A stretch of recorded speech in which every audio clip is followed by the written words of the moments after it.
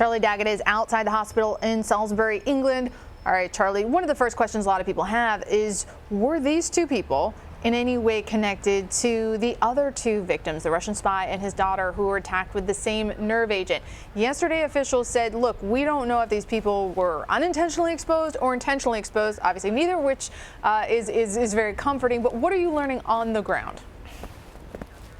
Well, early on in this investigation, what we're hearing from British officials is that they don't believe that this couple was specifically targeted. They don't believe they were agents for the Russian government, not in the same sort of situation that the Skripals were with. But it is related to the Skripal attack. The health minister said today this looks like an unfortunate after effect of that initial attack, which is to suggest that the Novichok, this Russian nerve agent that was used to assassination attempt on Sergei Skripal and his daughter Yulia, traces of it may have been found, may have been picked up by this couple, and that may have been responsible. What's critical here, and we haven't got this information yet, is although they have identified the nerve agent as Novichok, they haven't necessarily identified it as the same batch. If it is the same batch, then we can suggest that it was the same material that was used in the assassination attempt. If it is a different batch, then it suggests a different attack. Well, I think my concern, if I was living over there, would be, why wasn't it all cleaned up? Same batch, different batch. Why is there Novichok lying around?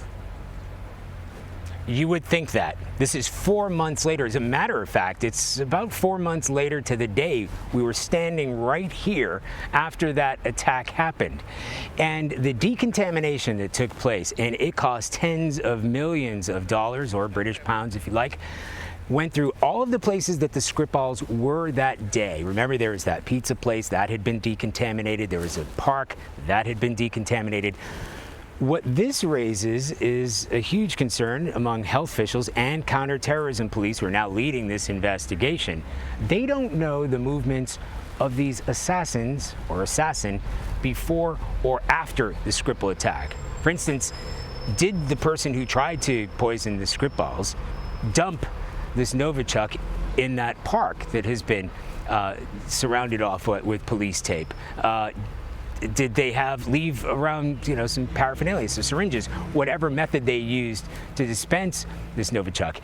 What we do know from chemical experts that we spoke to is that it can last, and its toxicity can last for more than 4 months. So we're not talking about people. There are dozens of people at the time of the Skripal attack who came to the hospital saying they weren't feeling well. These are people that may have been close to, say, a bench where the Skripals were, or maybe in the same pizza restaurant. If you were anywhere in that proximity, not feeling well, but not necessarily in critical condition. What this suggests is this couple was exposed either to a high concentration, and we're not talking about a lot of material here, just a high concentration of the material, or again, some tool that may have been used in the assassination attempt. That is what we're really talking about in intimacy. It's been said that that this nerve agent needs to be ingested. That's not necessarily true. The focus of the investigation with the Skripals said that he had touched a doorknob, and that was probably coded in it. So what we're looking at here, or what investigators are looking at here, is probably a high concentration that they've been exposed to. They just don't know where it's happened. But I can tell you, we've been to Salisbury. We're in Salisbury. We're in Salisbury Center, and they have got police tape around a perimeter around this huge park, Queen Elizabeth Park. That is where it's suggested that the couple had visited, and it is just walking distance from where the Skripals had been poisoned. Interesting and terrifying. Now, we know the March incident in Salisbury that sparked a dispute between the UK and Russia after the British blamed Moscow for that attack. This time around, do you think we're also going to see this turning into an international incident?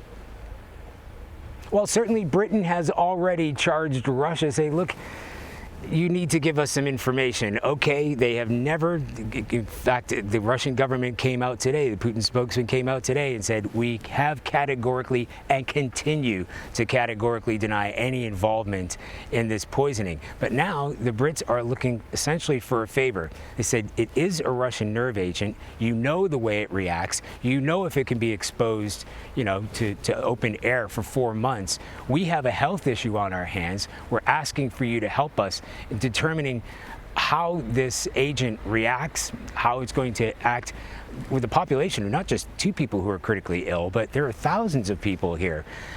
So it is a huge concern, and they're looking for Russian cooperation. At this point, they're not getting it, but certainly the blame, once again, is on the Russians. And as you said, that flourished into the expulsion of diplomats, British diplomats from Russia, American diplomats from Russia, Russian diplomats from the United States, Russian diplomats, essentially diplomats from everybody who is backing Britain's side of the story.